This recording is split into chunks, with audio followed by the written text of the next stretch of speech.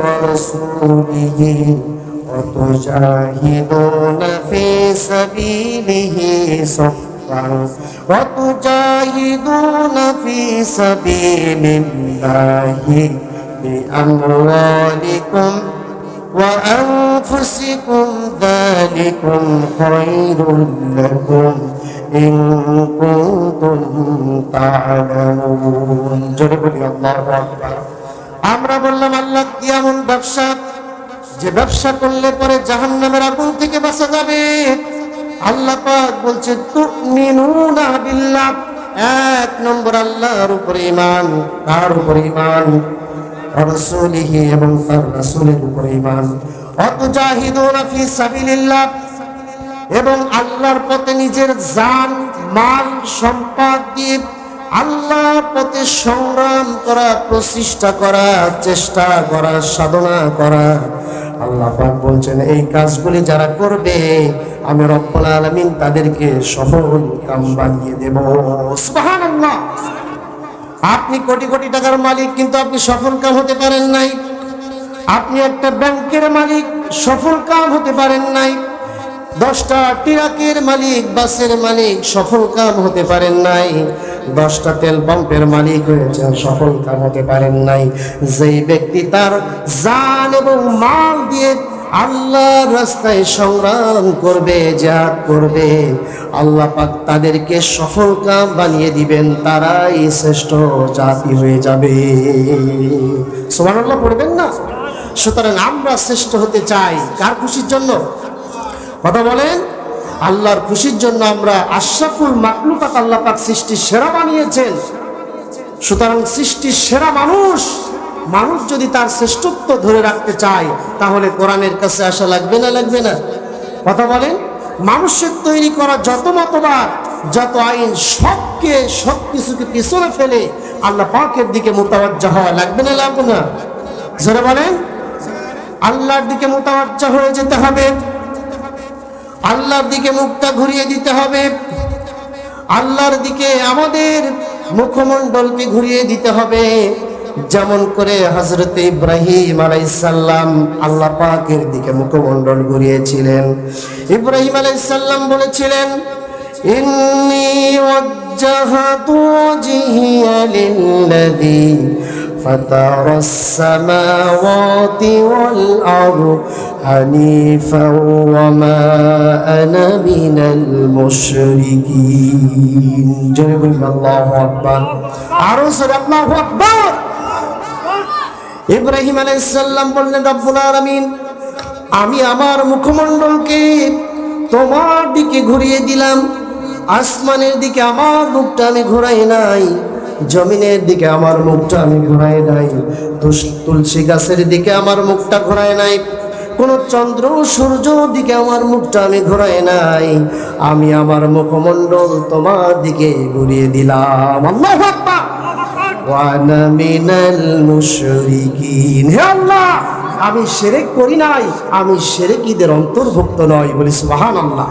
শিরকের সাথে মুসলমানের কোনো সম্পর্ক আছে নাকি কথা বলেন আছে কিনা। আমাদের একজন ভাই বলছিলেন মূর্তি পূজা মূর্তিকে সম্মান প্রদর্শন করা তাদেরকে অভিনন্দন জানানো এটা কি জায়েজ আছে নাকি না এটা জায়েজ নাই সম্পূর্ণ হারাম। শিরক হচ্ছে সবথেকে বড় জুলুম ইন্না শিরকা লা যুলমুন আযীম। যদি কোনো ব্যক্তি শিরিক করে যদি কোনো ব্যক্তি শিরিকের সাথে থাকে যদি কোনো ব্যক্তি শিরিকের পক্ষে থাকে ফাআহবাতা আমালাহুম আল্লাহ পাক তার জিন্দেগীর সকল আমলকে বরবাদ করে দিবেন কথা ঠিক কি না। সুতরাং আমাদের জাতির পিতা হযরত ইব্রাহিম আলাইহিস সালাম শিরকের পক্ষে ছিলেন না বরঞ্চ শিরকের বিপক্ষে ছিলেন। সত্য যখন এসে গেছে সব মিথ্যা বিলুপ্ত হয়ে গেছে আল্লাহর দ্বীন আল্লাহর জমিনে কায়েম হয়ে গিয়েছে আল্লাহু আকবার। সুতরাং মুসলমান কখনো শিরক করতে পারে শিরকের সাথে থাকতে পারে মুসলমান হয় তওবাকারী মুসলমান কি হয় কথা বলেন মুসলমান হয় তওবাকারী মুসলমানদেরকে তওবা করতে হবে মুসলমানদেরকে একনিষ্ঠভাবে আল্লাহর কাছে তওবা করতে হবে কার কাছে জোরে বলেন আমার ভাইয়েরা। খুবই মনোযোগ দিয়ে শুনবেন, দিলের কান লাগিয়ে শুনবেন। হযরতে মূসা আলাইহিস সালাম, আপনারা কি নাম শুনেছেন? আল্লাহর একজন জলিলুল পয়গম্বর হযরতে মূসা। হযরতে মূসা আলাইহিস সালাম তিনি বললেন, রব্বুল আলামিন, আমি একজন জাহান্নামী ব্যক্তি দেখতে চাই। কোন ব্যক্তি? সবাই বলেন, একজন জাহান্নামী ব্যক্তি আমি দেখতে চাই। আল্লাহ পাক বললেন, মূসা, আজকে মাগরিবের নামাজের পরে, মাগরিবের টাইমে যখন তুমি নামাজ আদায় করার পরে ঘর থেকে বেরোবে, সর্বপ্রথম যেই লোকটা তুমি দেখবে ওই লোকটাই হলো আল্লাহর জাহান্নামী ব্যক্তি। হযরত মূসা আলাইহিস সালাম যথারীতি তাওরাত কিতাব তেলাওয়াত করলেন, তাসবিহ তাহলিল গুলো পাঠ করলেন। মূসা আলাইহিস সালাম আল্লাহকে অধিক পরিমাণ স্মরণ করলেন। তারপরে যখন সন্ধ্যার পরে যখন বাইরে বেরোলেন, একজন ব্যক্তিকে লক্ষ্য করে দেখলেন, ওই ব্যক্তি হলো আল্লাহর জাহান্নামী ব্যক্তি। কিন্তু হযরত মূসা আলাইহিস সালাম তিনি কি বলবেন তুমি জাহান্নামী?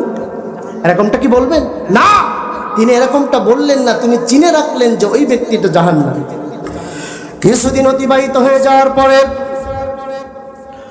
মূসা আলাইহিস সালাম তিনি বললেন, রব্বুল আলামিন, এবার আমি একটা জান্নাতি ব্যক্তি দেখতে চাই।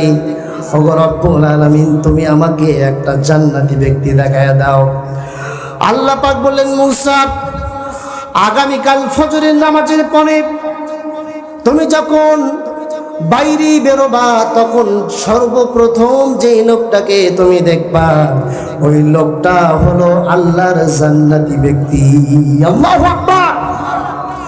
মূসা আলাইহিস সালাম আল্লাহকে স্মরণ করলেন, যথারীতিভাবে নামাজ আদায় করলেন, কোরআন তেলাওয়াত, তাওরাত কিতাব তেলাওয়াত করলেন। মূসা আলাইহিস সালাম অধিক পরিমাণ আল্লাহকে স্মরণ করলেন, আল্লাহকে অধিক পরিমাণ ডাকলেন। ডাকার পরে ফজরের পরে যখন বাইরে বেরিয়ে গেলেন, সর্বপ্রথম যেই লোকটাকে দেখলেন ওই লোকটা ছিল আগের দিন যে লোকটাকে দেখেছেন, ওই লোকটা আল্লাহ পাক আবার মূসা আলাইহিস সালামকে দেখিয়ে দিলে। সুবহানাল্লাহ পড়বেন না?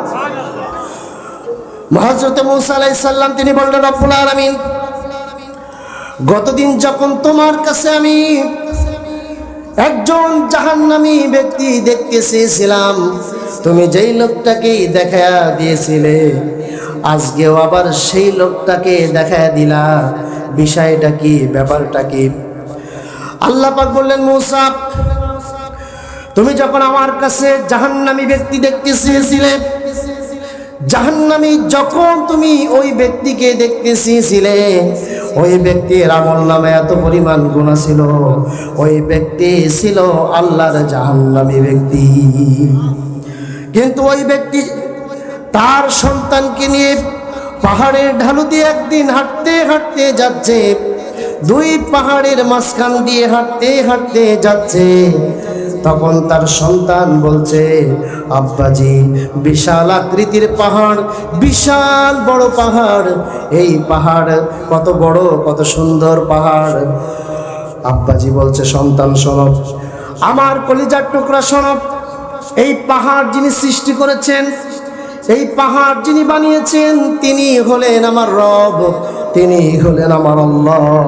সেই আল্লাহ সব চাইতে বড়, সব চাইতে শ্রেষ্ঠ। আল্লাহু আকবার।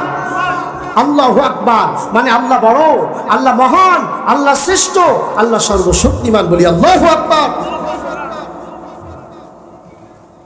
মূসা শোনো, ওই ব্যক্তি আমার প্রশংসা করেছে, আমি শ্রেষ্ঠ, আমি রব, আমি তার মালিক, আমি তার আল্লাহ। ওই ব্যক্তি ঘোষণা করে দিয়েছেন, তাওয়াক্কুল করেছেন, আমার প্রতি ভরসা করেছেন, আমার কৃতজ্ঞতা আদায় করেছেন। আমার অন্তরাত্মা খুশি হয়ে গিয়েছে, আমার হৃদয়টা শীতল হয়ে গিয়েছে।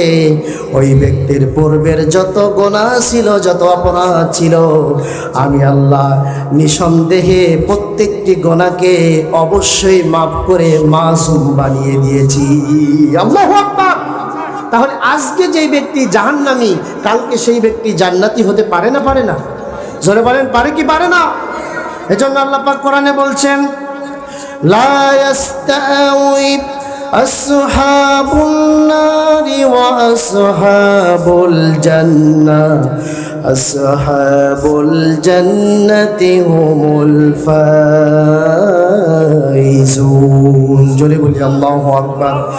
আসহাবুন নারি ওয়া আসহাবুল জান্নাতি হুমুল ফাইজুন।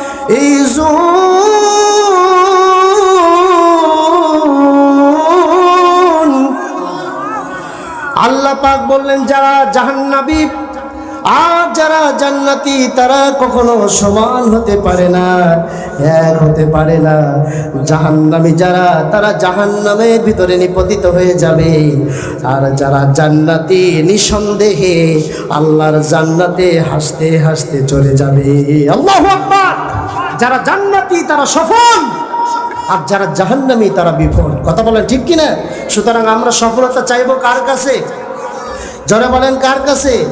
আমরা কোনো নেতার কাছে সফলতা চাই না, কোনো মন্ত্রীর কাছে আমরা সফলতা চাই না, আমরা কোনো মানুষের কাছে সফলতা চাই না, আমরা কোনো পীরের কাছে সফলতা চাই না, আমরা কোনো খাজা বাবার কাছে সফলতা চাই না, আমরা কোনো আলেমের কাছেও সফলতা চাই না। আমরা সফলতা চাইবো কার কাছে? জোরে বলেন কার কাছে? একটা পায়ের জুতোর দলও যদি ছিঁড়ে যায়, কার কাছে চাইতে হবে? বিপদে পড়েছেন, চাইবেন কার কাছে? মুসিবতে পড়েছেন, চাইবেন কার কাছে?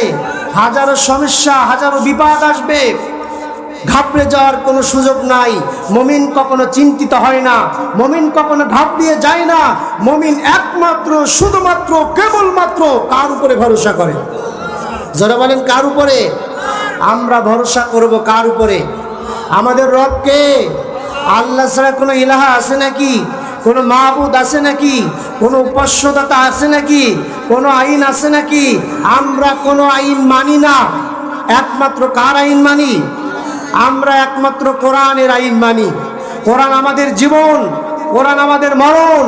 সুতরাং কোরআনের পক্ষে থাকতে রাজি আছেন কে কে? দুই হাত তুলে আল্লাহরে দেখায়া দেন। লিল্লাহে তাকবীর।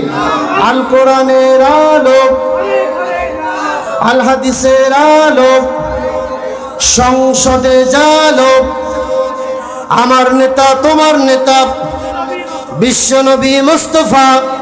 লিল্লাহে তাকবীর, লিল্লাহে তাকবীর। এই কোরআনের বিরুদ্ধে এক নাস্তিক দেখলাম খুবই আজে বাজে অকথ্য ভাষায় গালিগালাজ করেছে। কথা বলেন ঠিক কিনা?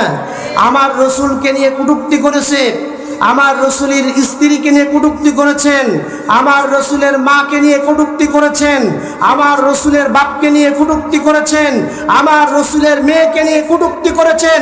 এক নাস্তিক, আমরা আমাদের বুকের তাজা রক্ত দিয়ে দেব, কিন্তু আল্লাহর রসুলকে কটূক্তি যারা করবে, আল্লাহর কোরআনকে যারা কটূক্তি করবে, তারা এই জমিনে টিকে থাকতে পারবে না। কথা বলেন ঠিক কিনা? কথা বলেন ঠিক কিনা? রাসূল বলেছেন, ওমান তারাকাহু মিন জাব্বারিন কাসসামাহুল্লাহ। যদি কোন রাজশক্তি, যদি কোন দাম্ভিক আল্লাহর কোরআনকে নিয়ে তরফ করে, আল্লাহর কোরআনের বিরোধিতা করে, ওই রাজশক্তি অস্তিত্বকে আল্লাহ টুকরা টুকরা করে, কান কান করে জমিন থেকে নিশ্চিহ্ন করে দেবে। আল্লাহ পাক ওয়াদা করেছেন। কথা বলে ঠিক কিনা? কথা বলে ঠিক কিনা? সুতরাং মুমিন কখনো ঘাবড়ে যায় না। মুমিন কি ঘাবড়ায়? মুমিন ভরসা করে কার উপরে? আমরা ভরসা করব কার উপরে? আল্লাহর উপরে। একনিষ্ঠভাবে আশা, বিশ্বাস, তাওয়াক্কুল যদি থাকে, অবশ্যই আল্লাহ পাক আকাশ ফুঁড়ে সাকিনা নাজিল করবেন, আকাশ ফুঁড়ে ফেরেশতা অবতীর্ণ করে দিবেন। সুবহানাল্লাহ পড়বেন না?